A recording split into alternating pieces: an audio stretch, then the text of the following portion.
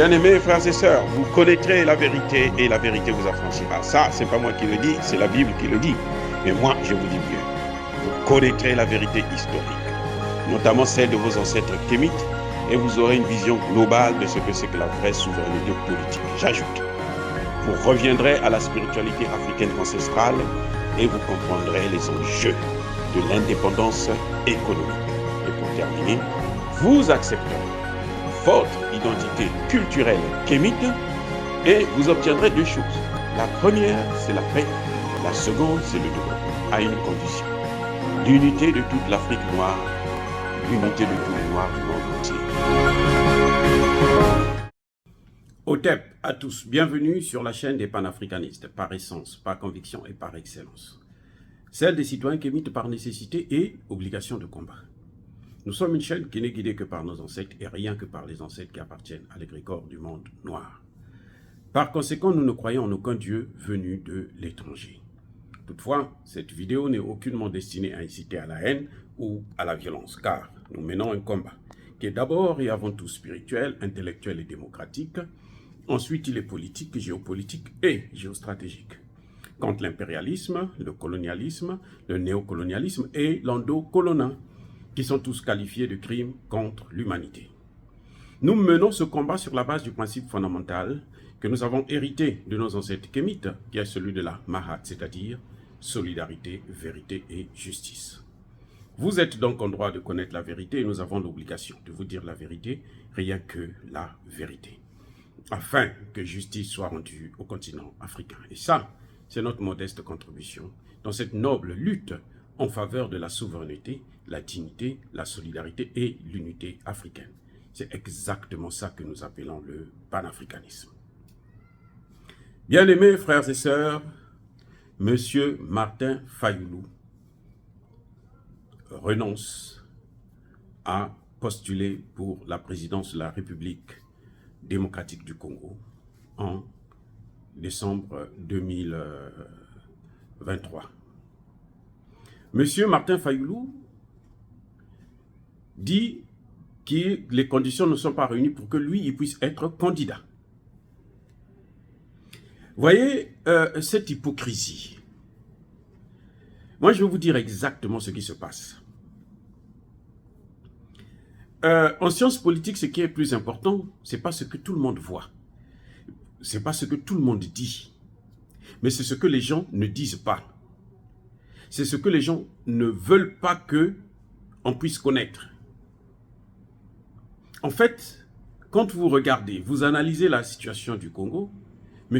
Martin Fayulu, c'est normal qu'il ne puisse pas se présenter. Si M. Martin Fayulu pense qu'aujourd'hui, se présenter sous le règne de Félix Tshisekedi, qui n'est pas le meilleur, bien sûr, hein. Mais pourquoi il s'est présenté la dernière fois avec Joseph Kabila? Joseph Kabila, il s'est accaparé du pouvoir. Il a fallu les masses, des marches, il y a eu des morts pour que Joseph Kabila puisse accepter de céder la place. Et Martin Fayulu était là. Là, Martin Fayulu n'a pas dit non, mais les conditions ne sont pas réunies, il n'y a pas la paix, il y aura la tricherie, il y aura ceci. Maintenant qu'il y a un gouvernement qui est plus ou moins stable, même si nous connaissons dans quelles circonstances il est arrivé au pouvoir, Martin Fayulu dit qu'il n'est pas candidat. Eh bien ça, c'est ce qu'on appelle l'hypocrisie. C'est de la démagogie. Vous vous souvenez qu'Emmanuel Macron est venu à Kinshasa, hein, boire la bière dans les Nganda avec l'autre Fally Ipupa, la star, hein, des colonisateurs, des prédateurs de nos matières premières. Il est venu les lever. Monsieur, comment vous l'appelez, l'autre dingue, Emmanuel Macron, a dit à Mondo Vision que il y a eu un compromis à l'africaine, que ce n'était pas Étienne Tshisekedi et Félix Tshisekedi qui avaient gagné l'élection. C'était en fait Martin Fayulu qui avait gagné l'élection. Et c'est pour ça que lui, il est venu coopérer avec les deux pour qu'on cède la place à Félix Tshisekedi qui était le meilleur garant des intérêts de l'Occident. Mais ça a été dit devant tout le monde. Est-ce que c'est moi qui ai inventé encore? Ça a été dit devant tout le monde. Il y a eu un compromis à l'africaine. Et ce compromis à l'africaine, comme par hasard, c'est un blanc qui vient faire un compromis à l'africaine. Vous voyez comment ils sont tellement tous. Et le Drian, ce que j'ai toujours appelé le Drian, et Emmanuel Macron, et Tshisekedi et Martin Fayulu, tous, ce sont des voyous. Un compromis à l'africaine, ça se passe sous l'Ombongi. Ça ne se passe pas avec des étrangers. Je vous le rappelle. Ça ne se passe pas avec les étrangers. Bref, en fait, Tshisekedi, ce sont eux qui l'ont amené au pouvoir. Maintenant, le mandat est arrivé à son terme. Il faut renouveler le mandat. Martin Fayulu, qui avait gagné la première élection, il est donc favori pour gagner cette deuxième élection. Je pense que vous serez d'accord avec moi. S'il avait gagné la première élection, donc il est aussi favori pour gagner cette deuxième élection. Mais si lui, il postule, il va gêner donc le candidat des Occidentaux qui est Tshisekedi, le fameux Fachi. Donc pour éviter que Tshisekedi puisse être gêné, que Tshisekedi puisse être inquiet, qu'est-ce que les maîtres de comment vous appelez ça, le compromis à l'africaine doivent faire? C'est de demander à Martin Fayulu de retirer sa candidature. Comme ça, Tshisekedi peut être rassuré d'aller aux élections seul ou face à Moïse Katumbi qui ne fait pas le poids. Moïse Katumbi, on sait lui-même, de toute façon, Katumbi aussi, c'est la même pareille. Lui, c'est l'homme d'Obama. C'est Obama comme ils sont tous les deux des métis parce que Katumbi, son père est turc ou sa mère est turque. En tout cas, il a un parent qui est turc. Donc, c'est plutôt son père qui devrait être turc. Donc, Obama a choisi les métis parce que ici, là, quand Obama a régné, là, il a dans son gouvernement, il y avait un seul noir, ministre de la Justice, qui a remplacé après un autre noir, ministre de la Justice, mais les deux, le monsieur et la femme, étaient des métis. Donc lui, c'est le spécialiste, comme il est métis, mes excuses, c'est ça que nous avons eu ici. C'est pour ça que là-bas aussi, ils font la même chose. Donc, Martin Fayulu ne conteste pas, en fait. Mais il faut qu'il trouve une raison pour retirer sa candidature, pour décevoir tous les Congolais qui comptaient sur lui. Il faut bien qu'il trouve une faille, un motif valable. Mais en réalité, ils appartiennent tous au même maître. Donc, dans leur loge, dans leur milieu, les maîtres se sont assis. Ils ont décidé que c'est Tshisekedi qui va continuer. Et donc toi, tu ne dois pas le gêner. Laisse les autres partir parce que ceux-là, on sait que Tshisekedi va les battre. Maintenant, pourquoi moi je dis ça? Quels sont mes indices? Vous voyez, depuis que Tshisekedi est arrivé, c'est Tshisekedi qui protège la MONUSCO. Vous avez vu au Mali, le gouvernement a dit, je n'en veux plus. Traoré, là, on a voulu remplacer la coordinatrice de l'ONU au Burkina Faso. Il a dit, niet, je n'en veux pas. Mais pourquoi Tshisekedi continue à garder cette MONUSCO? Parce que c'est la MONUSCO qui, en fait, organise les élections dans le pays. Comme ça s'est passé en Côte d'Ivoire. C'est la MONUSCO, et plutôt c'est les Nations Unies, avec un certain Choi à la tête, comme représentant spécial du secrétaire général de l'ONU, qui a proclamé les résultats, qui a dit que c'était Ouattara qui avait gagné l'élection. Donc là, au Congo aussi, c'est la MONUSCO en fait qui va dire qui a gagné. Parce que la MONUSCO, c'est la communauté internationale. Et la communauté internationale, ce sont les bandits, les brigands de la communauté internationale, c'est-à-dire les grandes puissances prédatrices des matières premières du Congo démocratique, via le Rwanda, c'est-à-dire les États-Unis, la France, l'Angleterre, l'Allemagne et toutes les autres puissances occidentales. Donc Tshisekedi garde la MONUSCO, c'est un compromis. On lui a dit, si tu veux que nous, on puisse t'aider à gagner un deuxième mandat, tu dois laisser la MONUSCO là. C'est pour ça que vous voyez Tshisekedi ne peut pas enlever, chasser, expulser la MONUSCO. Il ne peut même pas demander à ce qu'ils puissent partir, parce qu'ils sont là pour refaire son élection. Maintenant, pourquoi je dis que Martin Fayulu a quelque chose à voir là-dedans? Son problème, c'est que quand vous regardez la situation du Congo démocratique, qui est envahi par le petit Rwanda, une souris qui avale un éléphant, vous n'entendez ni Martin Fayulu, ni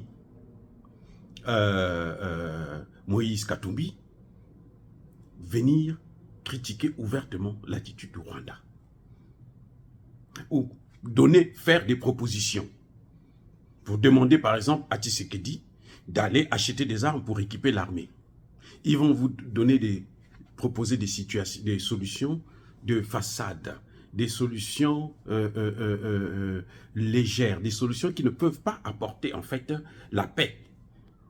Parce qu'aujourd'hui, dans la situation du Congo démocratique, il faut que l'armée soit équipée pour qu'elle remonte en puissance, comme le fait le Mali et le Burkina Faso, et même le Centrafrique à côté. Donc, vous voyez, vous avez là affaire à un gang de voyous, de bandits, qui ont fait main basse sur le Congo démocratique pour faciliter la tâche des Occidentaux qui veulent balkaniser le Congo. Fayulu ne critique pas. Fayulu ne fait pas des propositions. Parce que si Tshisekedi n'est pas capable, malgré tout l'argent, il est même allé emprunter de l'argent au FMI, hein, tout cet argent-là, il n'achète pas des armes. Il préfère augmenter les salaires des députés, des sénateurs pour qu'ils se taisent. Pour qu'ils se disent que non, bon, comme nous avons de l'argent maintenant, on ferme la gueule. Et c'est ça qui est en train de se passer actuellement au Congo démocratique.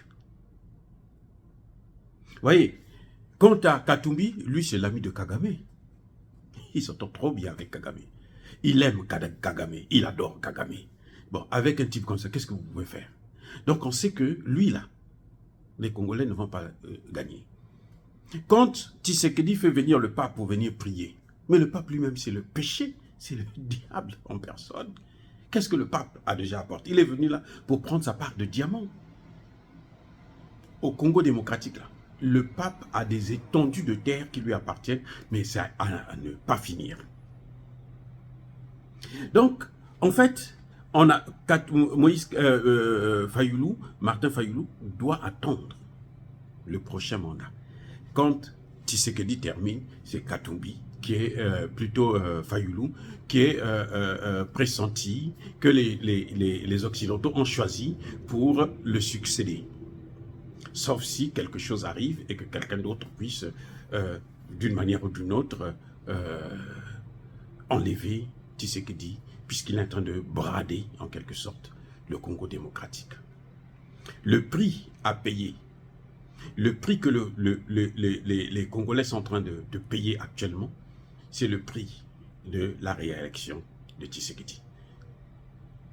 Tshisekedi est arrivé pendant 5 ans. Il n'a pas fait un seul voyage pour aller acheter, lui-même voir Poutine pour lui demander des armes. Il va au Kenya, il va au Burundi, il va en Ouganda, il va en Tanzanie. Tous ces pays-là ont des intérêts au Congo démocratique. Tous ces pays-là lorgnent une partie de terre du Congo démocratique.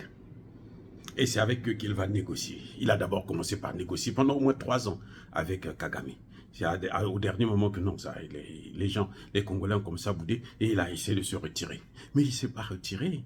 Il n'a pas trouvé une solution. Il n'a même pas proposé, même pas le début de solution. Vous voyez Mbemba qui est venu, Mbemba avait son armée.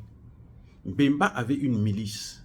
Donc Mbemba sait comment il faut faire pour entretenir une milice, pour la rendre forte, pour que cette milice-là puisse être équipée. Mais il est venu là, il se sert. Lui, c'est aux Nations Unies, à la CPI, qu'on l'a écrasé. Pour le sortir, le libérer, on lui a dit, attention, quand tu parles, tu fais notre jeu. Si tu ne fais pas ça, on te détruit. Voilà ce qui se passe, le compromis à l'africaine des Occidentaux, en Afrique et notamment au Congo démocratique. Martin Fayoulou ne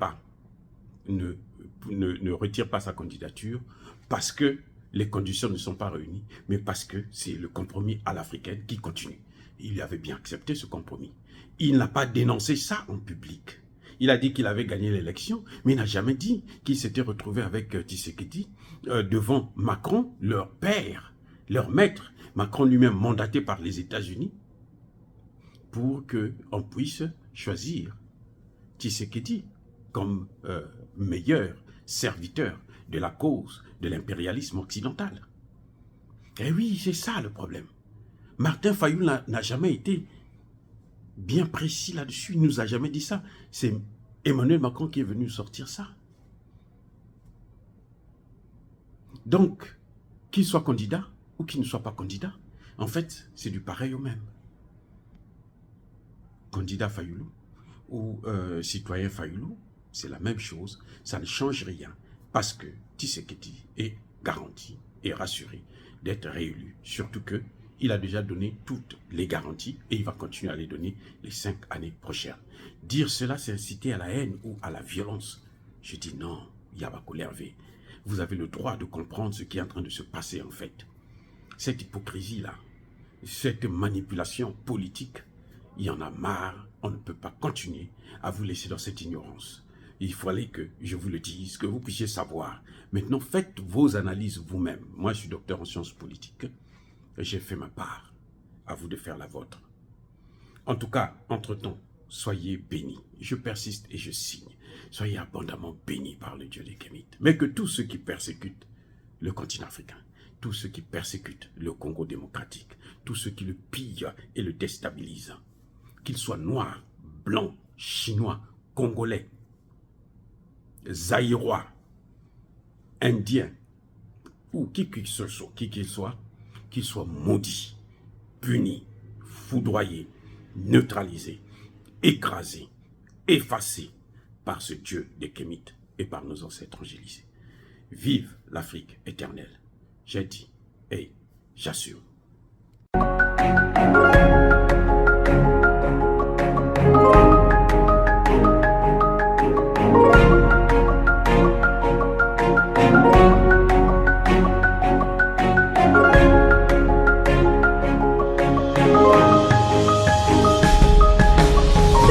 Eux, ils marchent par la foi et non par la vue.